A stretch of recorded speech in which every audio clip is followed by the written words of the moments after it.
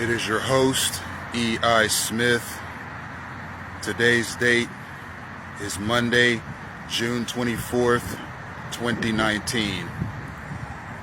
The time is 9:41 a.m. I am on Westport St. Lucie Boulevard at the baseball field and park just adjacent to the Port St. Lucie Library. I'm going to get some gang stalking caught on camera for you this morning. Be looking for synchronized obstruction of movement, synchronized space crowding, an abundance of public service vehicles, and other obstructive gang stalking activity. Let's go. And right as I say that, here's our first public service vehicle. It's synchronized gang stalking activity, ladies and gentlemen. I opened this video with a conversation that I had with a gang stalking groundskeeper who is nowhere to be seen now. And why is he nowhere to be seen? Because he accomplished his mission of successfully harassing me. So I was in the bathroom washing my face and shaving, and he opens the bathroom and says he's going to call the police on me because he quote unquote knows what's going on here.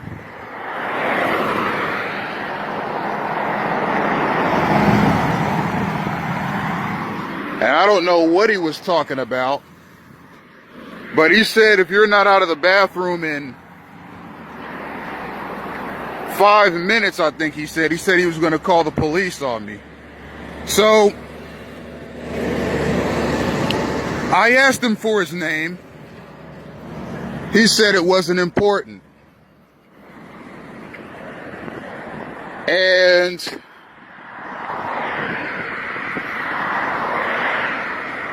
I asked him, do you work for the city of Port St. Lucie? And he said he did. And I said, then I have a right to know what your name is. And he refused to tell me his name, so I looked on his shirt and I started recording.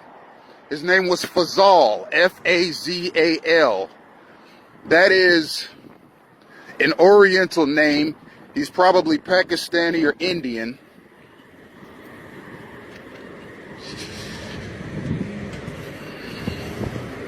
Which factors into this because it goes to show that, okay, and there are cars here that look very suspicious. As I'm walking down the street here, there's a giant cluster of vehicles just following me. And I'm pretty sure that any number of them were responsible for that call. See, here's the thing about gang stalking, as we see some synchronized space crowding there. Here's the thing about gang stalking. You can pay a person to gang stalk. It's not just all a bunch of quote-unquote concerned citizens using moves, gestures, symbols, signs, and verbiage to communicate with one another. There's much more to this thing than I could possibly know because I'm not on the inside of gang stalking per se. And there's a police vehicle right there.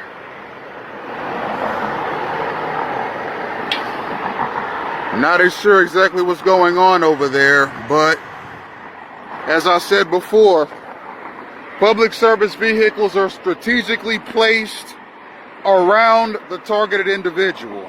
Period.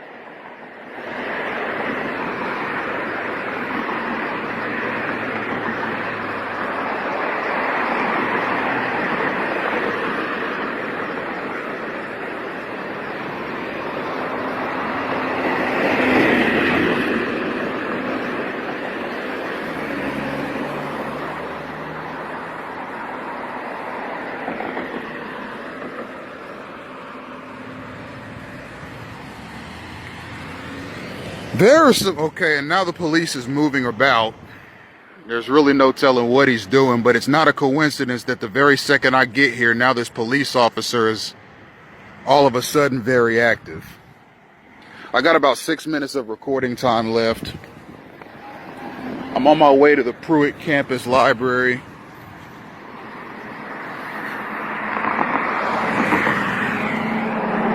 I'm not going to have enough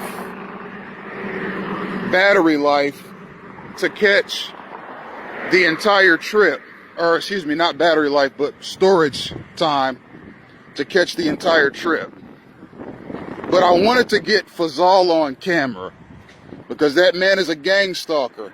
And I'm going to tell you something too. A lot of this has to do with Miamians who have access to my Facebook page. I've lived in Miami for about the last year. The Miami Beach area. And I ran into some people that were very much into gang stalking. And unfortunately, it took me a while to figure out exactly what their mechanisms were. But their mechanisms were my Facebook page and my Pinterest account. These stalkers had access to my Facebook and Pinterest because I used one of their smartphones to log in and forgot to log out. And they were doing very derogatory things on my social media account in my absence. And apparently they forgot that they had access to my Facebook and Pinterest accounts. And when I saw them next, the first thing I did was check the phone and see if I was still logged in, and I was. So I logged out of my Facebook and logged out of my Pinterest accounts, and I just feel so much better about my social media presence now. And mind you, they weren't doing any work on my Facebook or Pinterest accounts. I'm the founder and sole proprietor of EIS Media Group, Bible Discourses LLC, and all related online and business entities related to these groups. And I am the sole decision maker and sole poster of any content that goes on these sites. So they weren't doing anything work-wise, but I do think they might have performed derogatory searches on my accounts to try and make my accounts look mischievous to Facebook and Pinterest.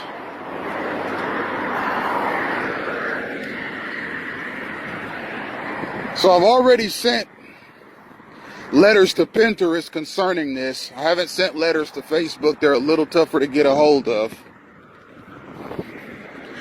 But these people down in Miami, these are the kinds of people that they are. They are sabotage agents. They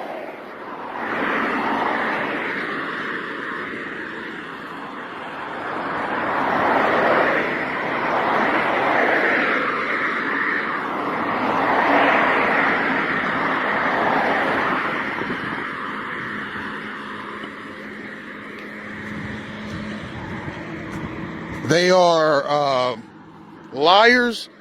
I'm actually of the mindset, if you look at the Gang Stalking in Action Part 2 video that I have up on Twitter, and this is the live video series, not the Facebook edition, but if you look at the Gang Stalking in Action Part 2 video I have up, you'll see where the police are called on me for waving a gun around in a Publix grocery store and then putting it in my book bag. That is a lie, ladies and gentlemen. And I'm going to tell you who I suspect of making that phony police call. And here's our next public service vehicle.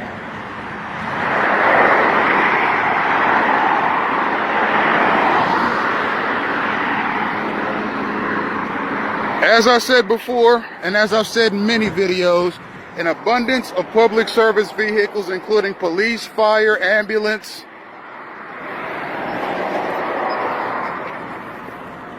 and many others are a hallmark of gang stalking activity. Also, jerks like that Fazal guy who work for the city, that's a public service vehicle that he pulled up in. Okay? So, if you can identify with what I'm saying, if you believe what I'm saying about the gang stalking activity that's around me and that's being perpetrated on me, that Fazal guy should take the cake for you. He's a public service employee. He was in a public service vehicle. He busted in the bathroom. He said that he was going to call the police on me for shaving, saying that he, quote, really knows what's going on. No, he's a gang stalker, a fool, and somebody probably paid him to do it, one of these gang stalkers out here. But anyhow, I believe that one of those ignoramuses down in Miami that know my Facebook